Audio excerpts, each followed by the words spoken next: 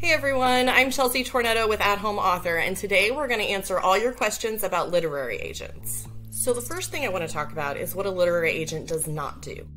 A literary agent does not market or promote books that have already been published. And I hear this from a lot of self-publishing authors who have a misconception about the role of a literary agent. They'll say, my book is published, it's on Amazon, it's doing great, I just want it to get out to a wider audience. How do I get it out there? And they think that a literary agent will help them with that. Unfortunately, that's not the role of a literary agent. And if you're self-publishing, you don't need a literary agent at all. So what does a literary agent do?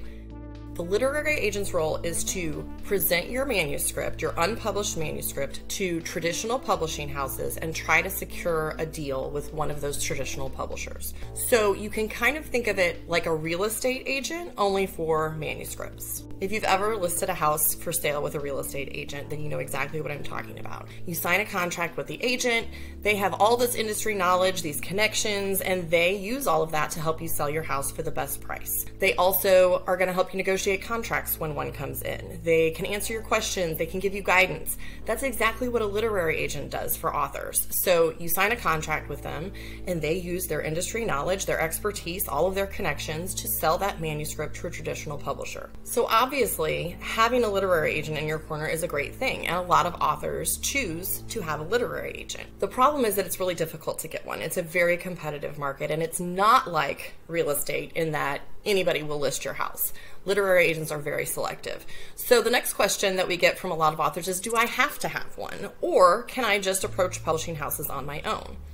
The answer is no, you don't have to have an agent. Just like you could pop a for sale sign in your yard and say for sale by owner, that's the equivalent of trying to sell a manuscript to traditional publishers without an agent. And you can certainly do that. Many, many authors do. Of course, the downside is that you don't have that expertise. So we're going to go through next some of the benefits of having an agent to see if that will be best for you.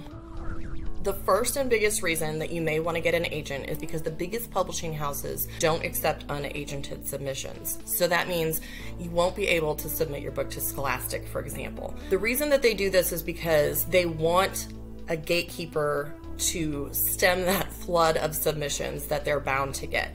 So in other words, they don't want just anybody to be able to send something. They want agents who have already looked at these manuscripts. They know that they're good enough, that they're up to par for them, and so they only work with agents. They also, just for the contract process, want a professional to be involved. They don't want to be working with authors who haven't been in the industry before. So really, that's a huge part of it, is that authors who decide to get an agent often do it because they want access to those biggest publishing houses in the industry. The second big reason that so many authors want to have an agent is because of their connections and their knowledge of the industry. I know that my own agent has working relationships with editors all across the kidlit industry. And so they know who's looking for what, which publishing houses need which types of manuscripts. And so instead of just kind of taking a shot in the dark and submitting to lots of different publishers, they're going to be able to target who they submit your manuscript to and get you a better chance of getting that yes. A third major reason that authors want agents is because your agent can help you negotiate contracts. I don't know if you've ever read a publishing contract, but they can be extremely complex and very confusing. There are things in publishing contracts that I don't even understand or know exist because I have an agent who takes care of that for me. So your agent is able to walk you through that process and most of all, get you the best deal that you can get. I know that in all of the deals that I've had with my agent, she's managed to either increase the royalties, increase the advance that I got, or even small things like instead of getting 10 free author copies, I would get 20. It's very valuable to have someone on your side to negotiate those contracts. And the last thing that a lot of authors want from an agent is guidance and advice career-wise.